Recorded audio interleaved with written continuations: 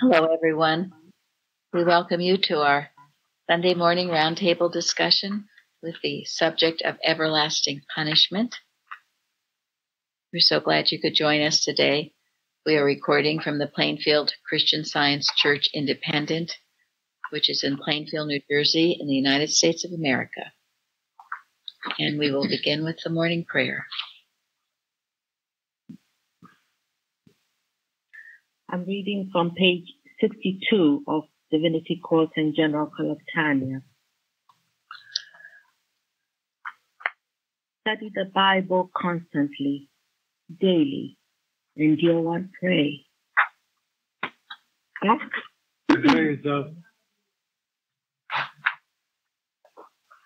I'll start again. Hello, can you hear me? We can hear you. We can hear you. Okay, good. There's a lot of noise. Study the Bible constantly, daily, and dear one, pray.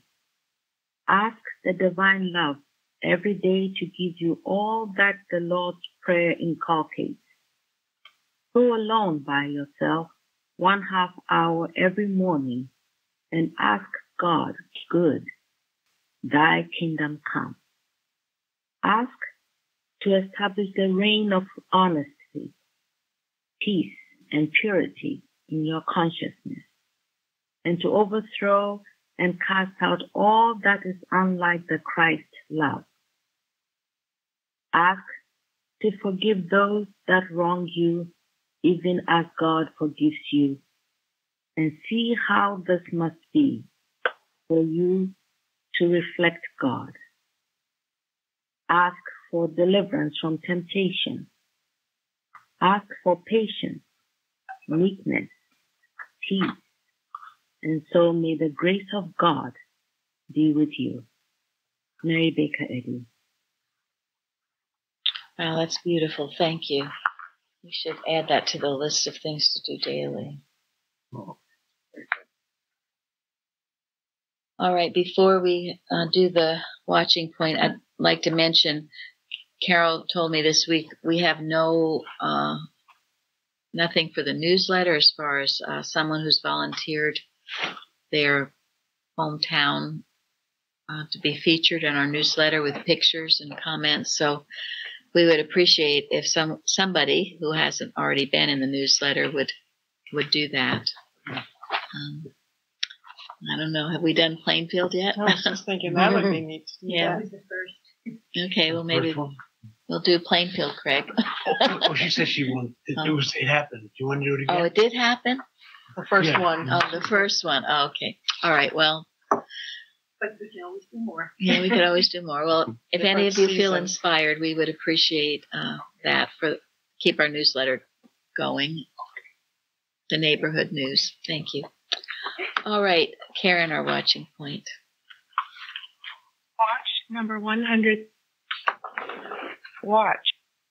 You pray to infinite love and wisdom to remove from your past those experiences which you need in order to increase your understanding and growth. A child may beg its father to let it leave school and have a holiday, or even to get a job. But the father knows that the child needs the discipline and the education. Whatever we need to teach us to hold our scientific thought against false testimony and mental suggestion, God will provide. Never pray to have removed from your experience that which has come to help you. For the moment you learn the lessons such experiences have come to teach, they will disappear. Thank you very much. Anybody want to comment on that? When they cease to occur. That was the same. Oh, right. Yeah, what Mrs. said, I had that written down too. When these things cease, they will cease to occur. Yeah. Anyone? This watch has been extremely important to me this week, as well as the 7th Bible citation of this week's lesson. Mortal Mind is presenting a trial to me starting on Friday, and both of these treatments are giving me an extreme amount of support and confidence that this trial is just mortal mind and is nothing and has no power but to eliminate itself. Good, thank you. Yeah, God with you. Florence? Now it makes me think of a thought that came. I don't know if I read it or what, but it said, no error can bind you beyond your own belief in it. That's a good So, one. yeah, I thought about that, and it really, I see, looking back, I see it's my own belief. As long as I was believing in that error, it continues to test me, to tempt me. And of course, I'm always giving it power, therefore it continues on. And it's the time when it came where I said, no more, like I've heard this week, some people have said that. That's the end of it. I don't believe in it anymore. You have no power. You cannot control me out. Like Jesus said, get thee behind me, Satan. And that was it.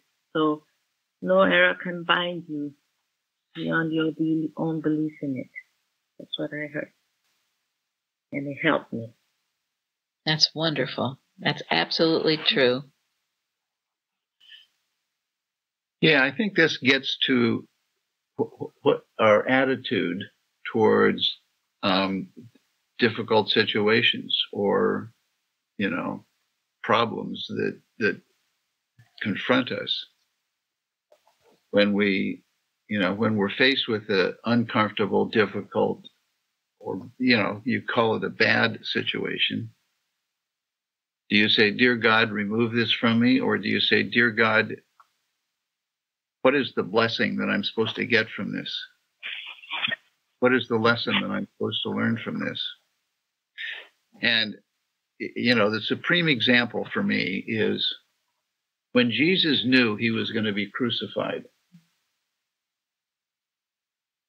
He didn't pray to God to have this cup removed from him. He said, only if it's your will, God, thy will be done. He accepted that the worst of all possible circumstances, death, crucifixion. I mean, what could be worse than that? Because he knew there was a blessing and it was God's will that he go through with this thing. So if he was willing to do that, I mean, should we shirk from anything less if there's a lesson to be learned in it, from it? Thank you. And this is the real Christian Science healing.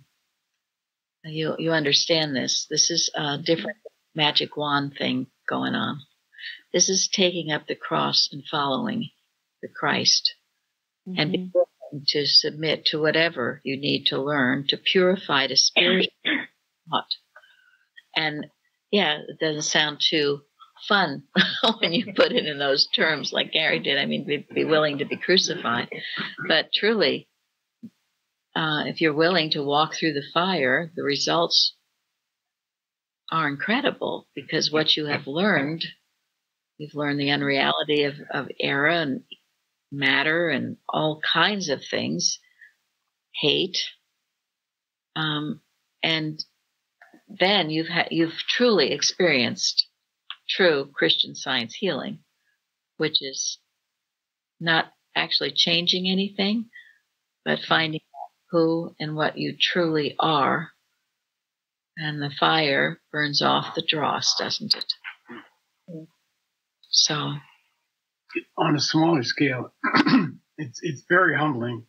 I mean, individually, there's little things that you need to demonstrate, like if you need to demonstrate that you're undecaying, but you lose a tooth, it tells you that you're not there yet, and you need to go back and really go to God and find out how to purify your thought and to take smaller actions and have some proofs. thank you very much. And that's it. This is taking up the cross in your daily life, proving in what seems more smaller examples, but none are small, right? We learned that in our last Bible study. Every time you overcome any of these false beliefs, you're ultimately overcoming the belief that you live in matter and you're going to die in matter. So this is our daily good to do, to thine for thee, an offering pure of love, whereto God leadeth me. And God never asks anything of us that we're not able to do.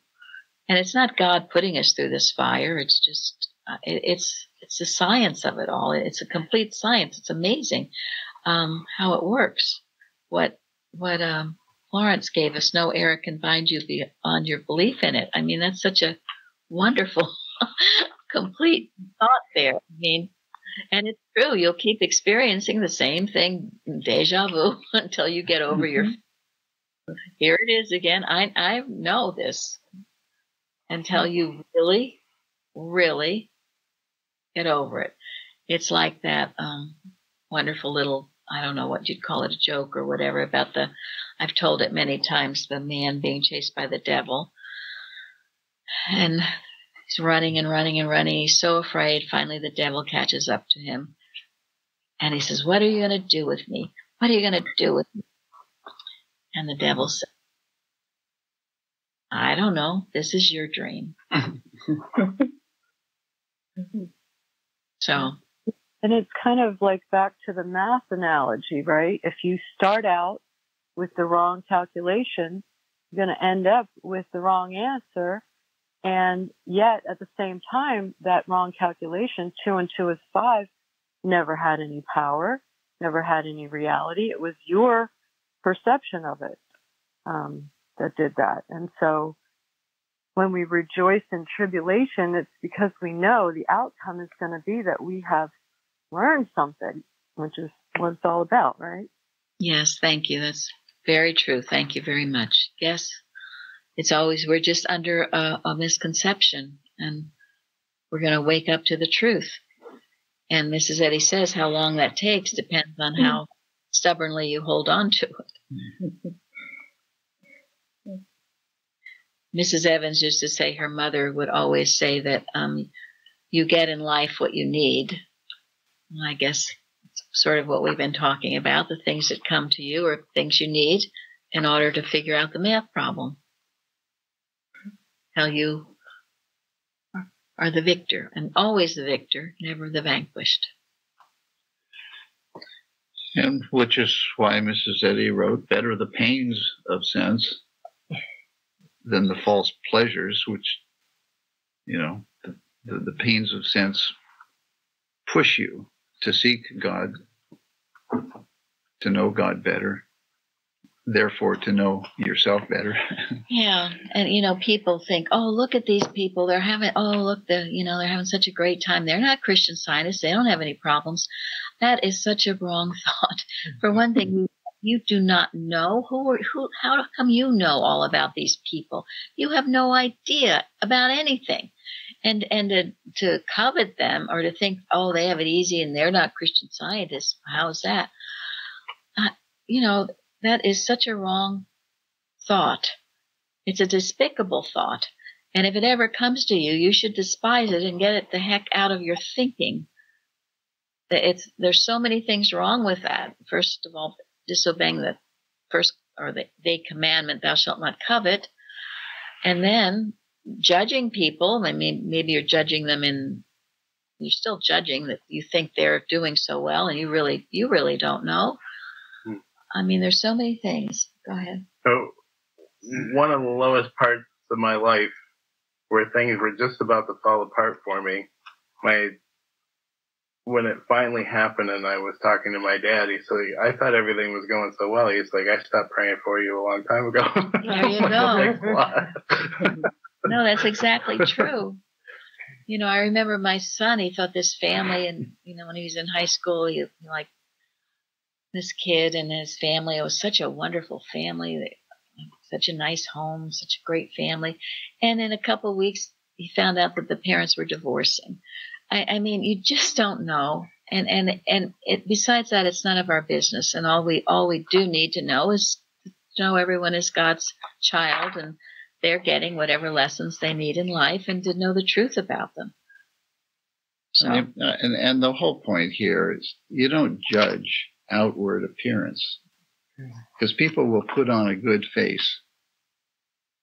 And then especially people who are extremely troubled, mentally troubled, will put on a good face just to hide their trouble.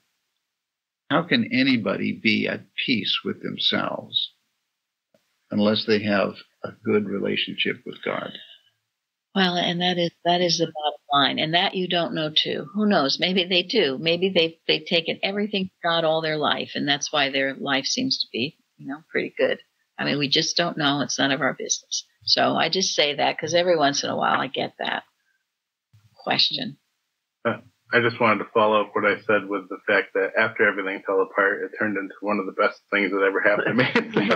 There we are, you see, because it led us And I here. wouldn't be here now if that didn't happen. That's it. And that's the thing. All things work together for good to them that love God, to them that are called according to His purpose. So whatever you're going through, you make what they say, you make lemonade out of a lemon. And Jeremy, through all that he went through, he was always faithful. He always did the best he could, and God saw him through. So, all right, we have 3 submissions this week to me. Is Mishaela here? Mishaela is here. Okay, Mishaela, you want to share what you wrote? Yes. So I was deeply moved this week by the story of Joseph and how he deals with his brothers who have done him wrong.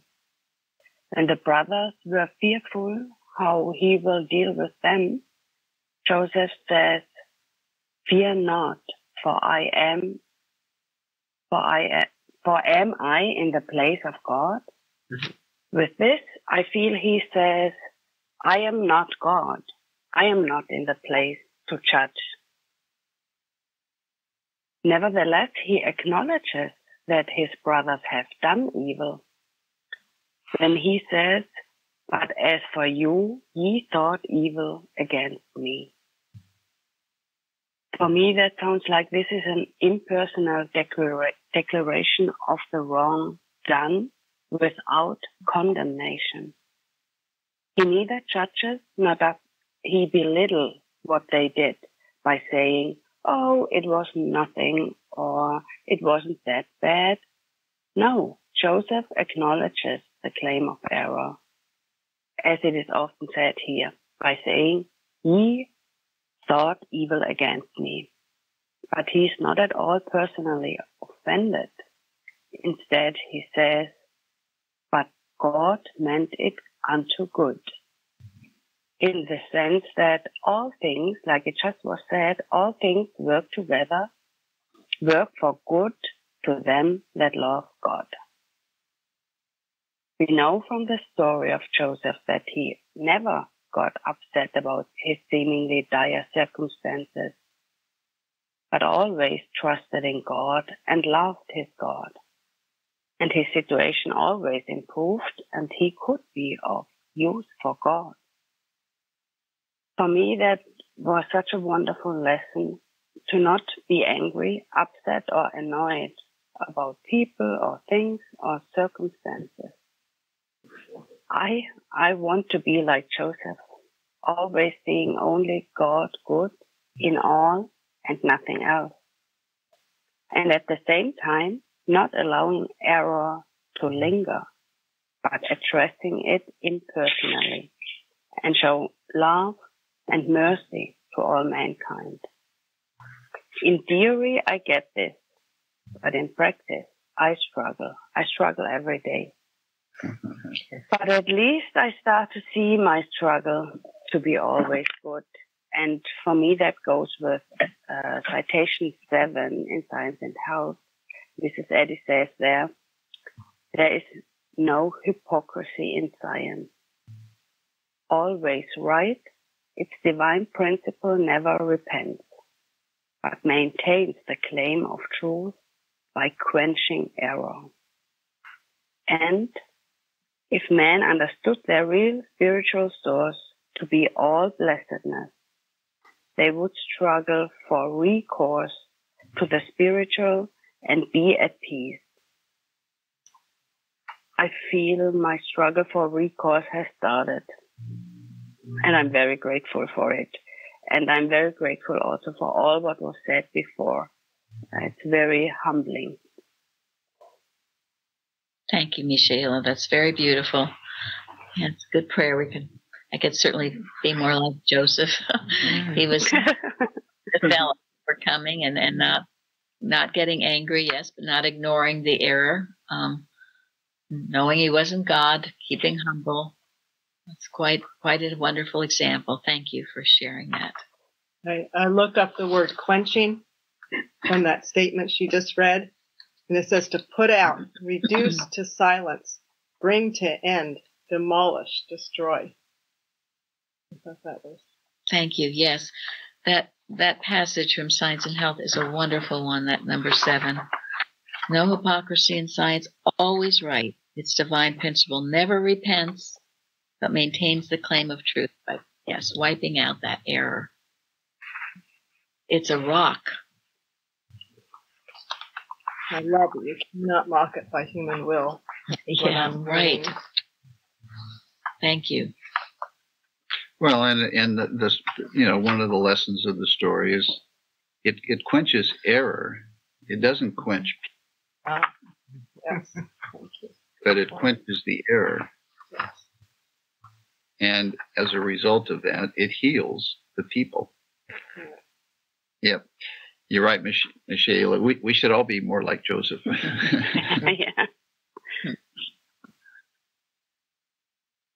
Okay, Nancy.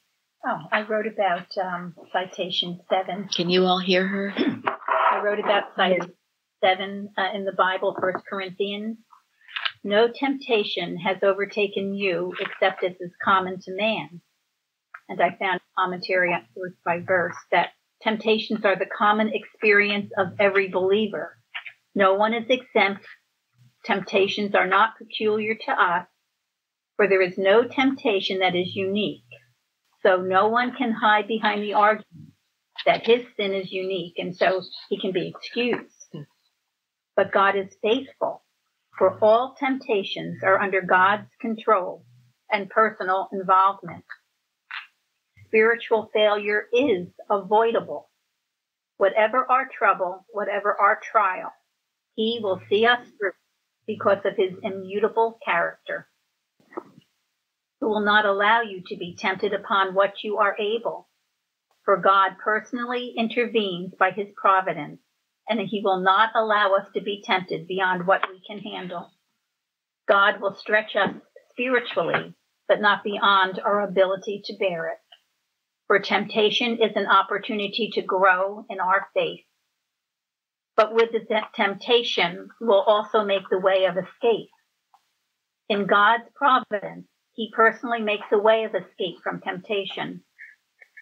For every temptation allowed by God, he provides an answer. We draw enough grace from each situation.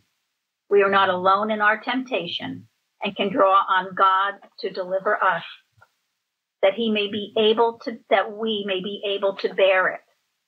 God provides the way. There is always divine provision. God designs every temptation for blessing and for spiritual growth. God is faithful in testing and temptation. The great issue in it all is the character of God. He is immutable and faithful to his promises. And God loves the believer who is out of fellowship as much as the believer in fellowship, for he is faithful to both. And I love that. We can't think, oh, why me, poor me? Why is this happening to me? Not unique. And it's our chance and our opportunity to grow closer to God. Yes. So Florence said a long time ago, what makes you so special? Right. She's so special. Yeah. These some of these contributions, and that's true in the Bible study too, they come from sources that are not Christian Science. And sometimes it makes it seem like God is a person up in the sky, but of course we know that's not true. He speaks to us. He is our consciousness. And I just wanted to make that distinction. But yes, and temptation, and one of the things to handle daily, and I love this on our website from Watches, Prayers, and Arguments, make supplication to God daily that you may be delivered from all beliefs of sin or of sickness. And after doing this, then turn to and demand of yourself to realize their unreality and recognize your power over that temptation to yield to any such an illusion. That idea of temptation is such a big one because you're fine unless you yield to the temptation. It comes always as a suggestion. So catch it when it's tempting you to believe you've got this sickness, or believe you're poor, believe you're poor, pitiful pearl, or whatever it's trying to get you to believe. And smash it, quench it, get rid of it. Yes, and I was thinking when we smash that temptation, this week's lesson becomes everlasting arms of love instead of everlasting punishment. I've been thinking of it that way all week, and it's been really lovely. Yeah, Mrs. Evans used to always call this lesson everlasting love. Otherwise, it sounds rough, but yeah, she liked to call it everlasting love. And there is only everlasting love. If seem to be having everlasting punishment, we're doing it to ourselves by refusing to obey God's commands. And how gentle are God's commands? Yeah, and as scientists, we learn that God doesn't tempt us. God has nothing to do with the temptation. He doesn't even know temptation, which is why one of in Mrs. Eddy's interpretation of the Lord's Prayer, God does not lead us into temptation. Yeah. Well, I think also if we are always having the allness of God, that all power belongs to Him in front of us, then it says in Science and Health that the error's chief blow is to see its nothingness. So I think to have God has all the power, all the presence right here now. So you are nothing. To see that is the chief blow to error. Really, to see the nothingness of it. Thank Absolutely. You. Yeah, we're not fighting against something. We're not. And in seeing the nothingness of it, we are under the obedience of the first commandment, which is paramount. If you see it as something that you're fighting, you've made a reality out of it, and you set the battle in array, as is said. You've got to know its nothingness. Stare it in the face. Yes, the hell you say. You're not going to be. One article that was on, I don't know whether it came in the daily calendar or whether it was on the carousel, but it was only 2 paragraphs, Malpractice Unreal by Herbert Eustace, and it just came to me. It was right here lying in front of me.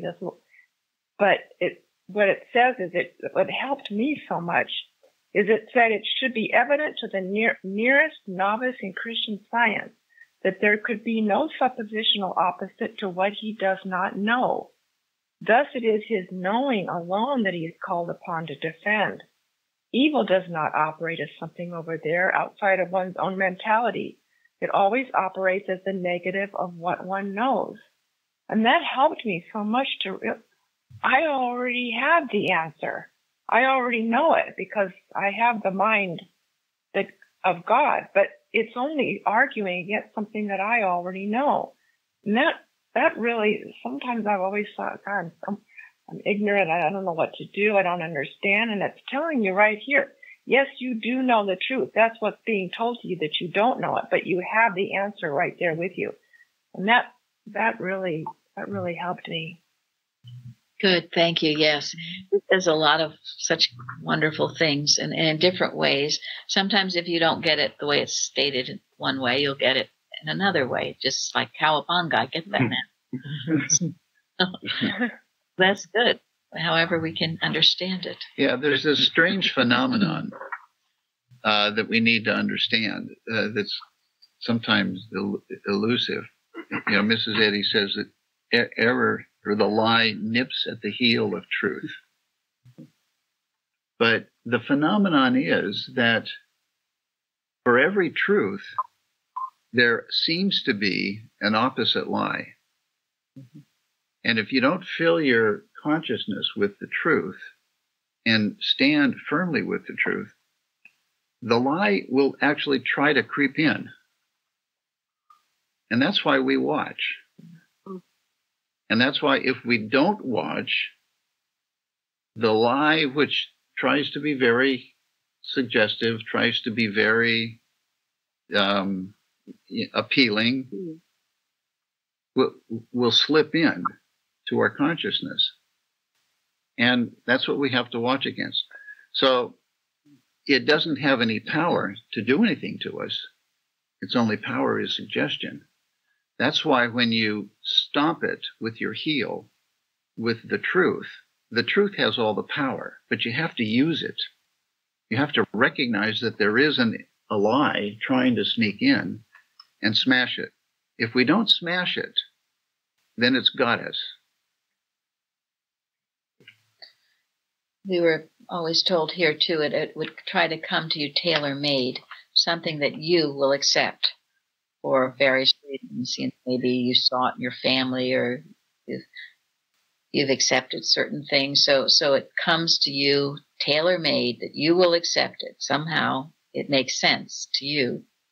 And that's where you have to be sharp and on the ball and no, did God say this?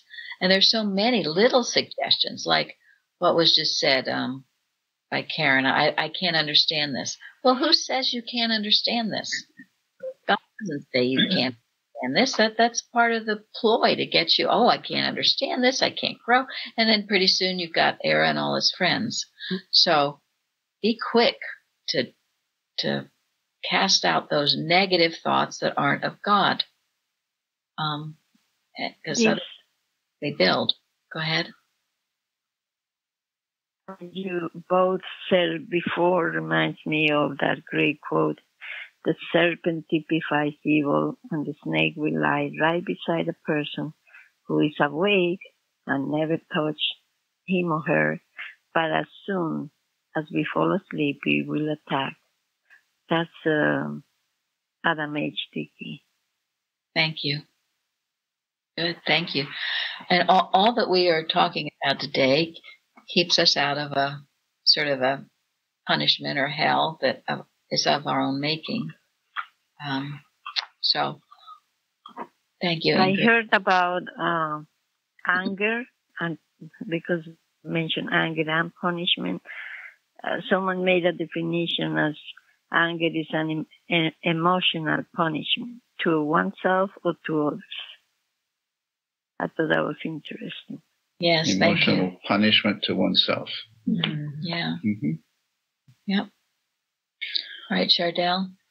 Oh, I picked number 5, 2 Chronicles, because I think it's so true.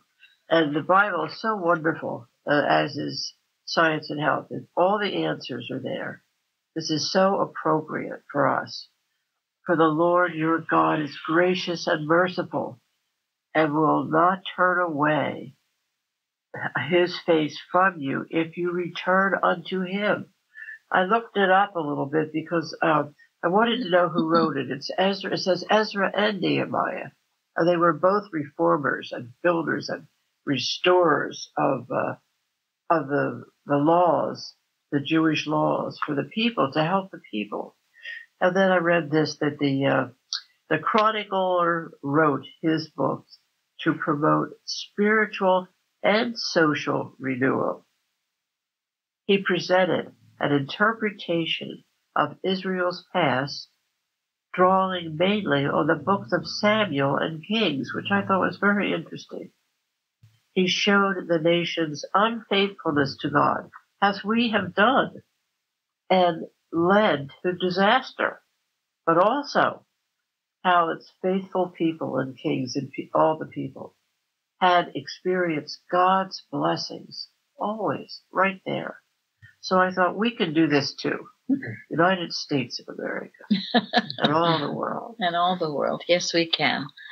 Yeah, this lesson, the Bible was all about forgiveness, and the second part was all about, you're not forgiven until there's the repentance and that you change your ways. So, and everyone is certainly capable of doing that. And as our watch on Thursday, that Clarence Chadwick quote about the failing of systems. If the systems are godless, they will fail. And they should fail. They should, and we they should are. Rejoice that they fail. Yes. Stand back, stand out of the way, because they're going to collapse. We see it in government, education, materia medica, Hollywood, you name it, that they're going to fail because where they didn't have God in it, there's no substance to it. So, and some of that might be painful, but if you're keeping crime in check and doing what you should be, then God preserves the faithful, right? And in the lesson this week, it mentions preserve a couple of times anyway, and I always love to look up that definition, because to keep or save from injury or destruction, to defend from evil, to uphold, to sustain, to save from decay, as Craig was saying, to keep from corruption, and to preserve from the violent man. That's a quote from Psalm 140. But God, I will preserve thee. God promises this. So we can know as we do this work faithfully, as we stand unmoved and know this is the nothingness of error destroying itself, not seeing it as some big reality, but only error destroying itself, then we are in a wonderful place of safety, which we're going to talk about in a minute. Jeremy, you want to read the golden text? Isaiah. Seek ye the Lord while he may be found. Call ye upon him while he is near. Thank you. Now we have some really beautiful articles from Carrie. And one, I just love this, Irving Tomlinson taking that quote and saying that I have been helped of late in thinking of the nearness of God. And then he quotes that. And then the Christ was foretold as Emmanuel, God with us. And through the help given us in Christian Science, it is our blessed privilege at this time to prove that God is with us. God is indeed near us when we truly know him and reflect his love. And then he says, when our eyes are open, we find God near in the bending heavens, in the opening flower, in the love light that shines forth from the child's eyes. Let us train ourselves to know that God is near when two hearts beat kindly in sympathy, when a true word is spoken to an open ear, when a loving deed or kindness is welcomed by a grateful heart, when selfishness gives way to sacrifice, and pride falls before humility, when resentment is banished and brotherly love floods the heart. And then he quotes, then, brother man, fold to thy heart thy brother, for where love dwells, the peace of God is there. To worship rightly is to love each other, each smile a hymn, each kindly deed a prayer. And that's from our hymnal. But you must understand a lot of what we see today are malicious elements that are trying to come in and divide us. Many of the so-called students protesting all this, they're not even students. These are activists. And I will say, I saw this in Plainfield a million years ago. I saw it happening. They come in to divide. And if they can get us to divide and hate each other and carry on, they will have accomplished their purpose. But if we remain unmoved by any of this, and knowing that God is always in control of his people, and we love all our brethren in Christ, right? We do. we will get through this unscathed. It's an attempt to what did Abraham Lincoln say? Was it Abraham Lincoln? Divide and maybe it's the Bible. For divide and conquer, right? You divide and conquer. Don't let these pictures, whatever they are, all over in government, in, as I just said, education, everywhere you go, they're trying to hit these main things to divide us, to get us hateful toward each other, and the news certainly contributes to it. Don't go there. If it doesn't measure up to the Sermon on the Mount, then we don't have to listen. Yeah, don't just work on knowing your own oneness with God. You have to know everyone's oneness. Thank you very much. Mm-hmm. Thank you. And then this was a beautiful one about preparation and protection. And it's saying just that. What must be done in order to feel safe at all times? The answer is that we must learn to know God as taught by Christ Jesus and Christian Science. And Mrs. Eddy has said the God principle is omnipresent and omnipotent. God is everywhere, and nothing apart from him is present or has power. That's the treatment for these situations, because that's the truth. To realize this with true spiritual discernment is to feel assured at all times of certain protection. God, divine mind, divine principle, as we've talked about, knows no evil, and he is all. Therefore, to know in times of seeming danger that the law of divine principle is in operation and ever available is a sure haven from the storm. So, again, and I don't know, maybe I'm wrong, but I don't know of any other religion, and we know Christian Science isn't even a religion, it's a way of life, the laws and rules of the universe, that teaches this unreality of the error. If you think error is real and you have to protect yourself from it, then you've got a problem, right? And then from the beginning, it's got you. Because that's not protection. So I think anything would try to teach that wouldn't have rebukes going with it. You know? Right. It would just be too soft. So. And it says, in one of the main ways to stay in this consciousness in the Father's house and the Christ consciousness is your gratitude. Seek the Lord while he may be found, call upon him while he is near, is something for the Christian to ponder well.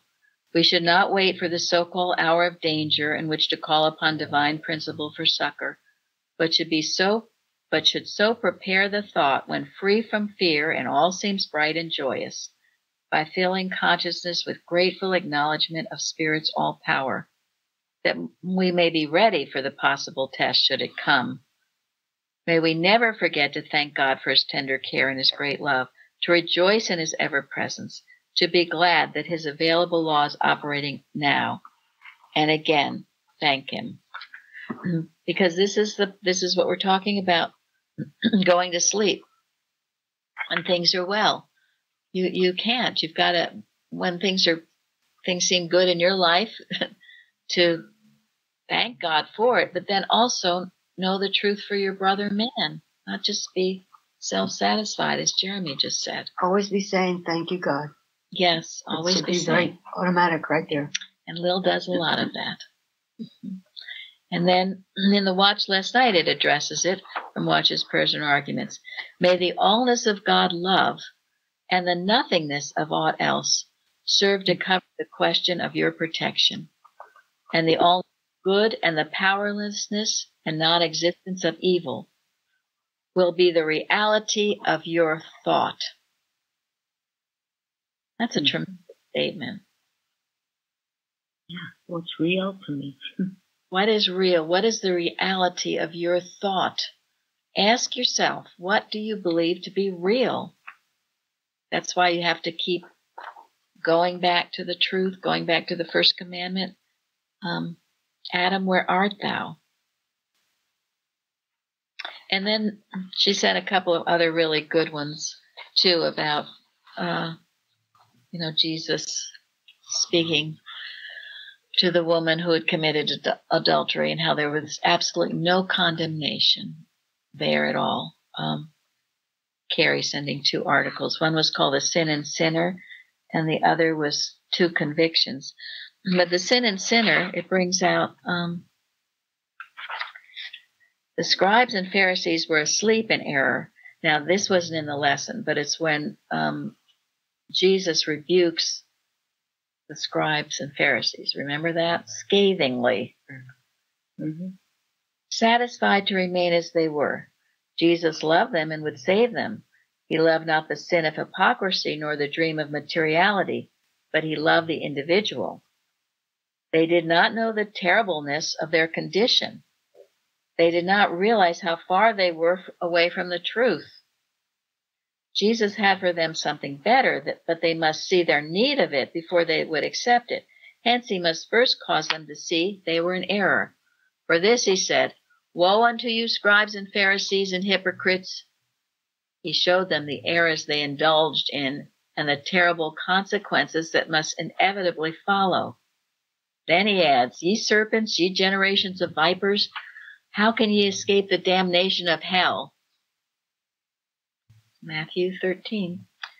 Now, were these the words of love? Yes.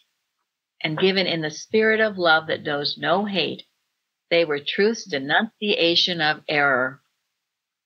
While Jesus possessed undying love for the sinner, he was unrelenting towards sin. The purity of his thought made his rebuke all the more terrible. But the design of love is to reform the sinner, Science and Health. As the drowning man suffers when being brought back to life, so the sinner suffers under truth's denunciation of error.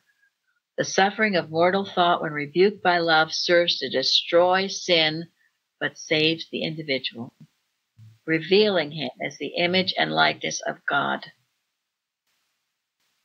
This is so important because this is a huge point that Christian Scientists don't seem to understand. This "I must be loving" thing.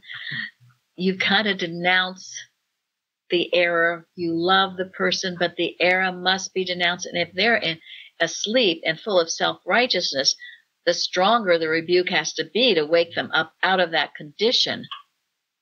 Now then, in comparison, how different seemed the manifestation of love to the woman. No need of rebuke there. She had been awakened to a keen sense of her condition and desired to be saved from it. Is that not true? Jesus knew the desire of her heart, and she was willing and ready to receive the blessings of truth. Hence he said to her, "Neither do I condemn thee. Go and sin no more." Did he manifest the same love as when he spake to the scribes and Pharisees? He did, but it does not appear the same to mortal sense. We see in these 2 instances the greatness and grandeur of Jesus' character.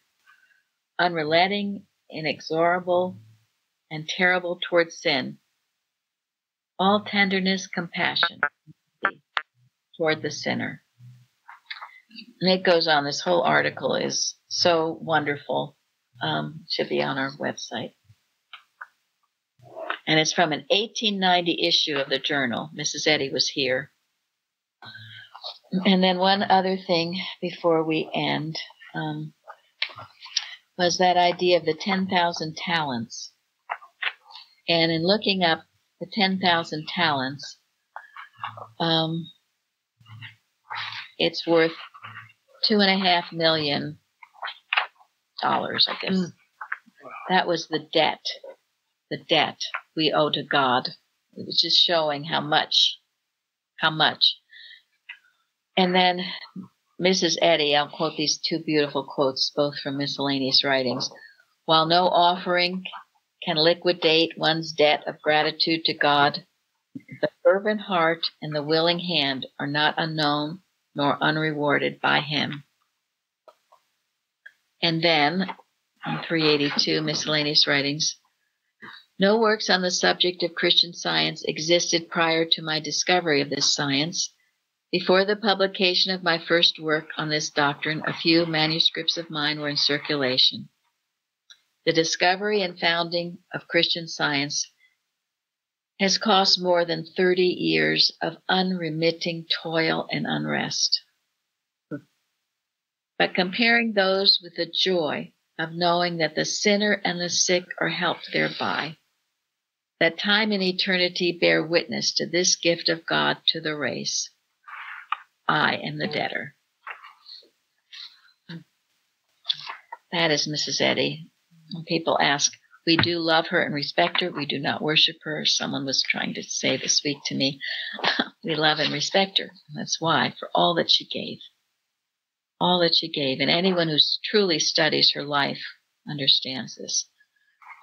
So, this story of the 10,000 talents indicates the immensity of debt which man owes to God. And that's why we're all here doing what we're doing, joyously and happily, right? Yeah. Because we are so grateful for what God has done to us. So we're going to end now with... We're going to end with the article entitled The Quality of Mercy by William P. McKenzie from an 1899 issue. I guess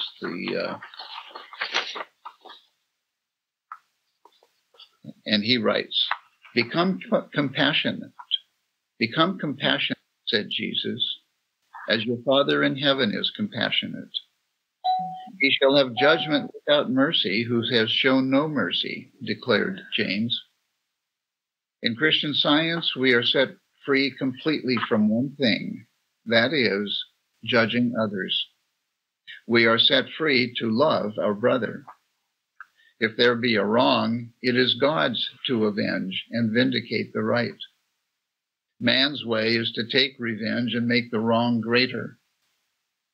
Resentment seems inseparable from human judgment, and such judgment implies the superiority of the judge above the culprit, such as was assumed by Caiaphas, who rent his clothes in pride of his sanctity and separateness from the Christ, whom he called a blasphemer. Human judgment is the life and core of Pharisaism. It directs the gaze ever outward to the defects of others and compares therewith the excellencies of the imagined self. But there is no tenderness possible, but rather hardness of heart, bitter injustice, selfishness, unruly willpower, a life of lying, hypocrisy, acting. How can such escape punishment when their own acts against others react upon themselves? But mercy rejoices against judgment. Mercy sets up one standard, not self, but God. The merciful man sees how far he is from the compassion of his heavenly Father and is humble. He seeks to bring others and himself to the right knowledge of God, and so is loving. It is in the very nature of things that the merciful shall obtain mercy. Having the human self for standard means gravitation hellward, until Pharisaism is purged by retribution. Through making God all in all, the heart is melted, man becomes merciful, and finds heaven on earth.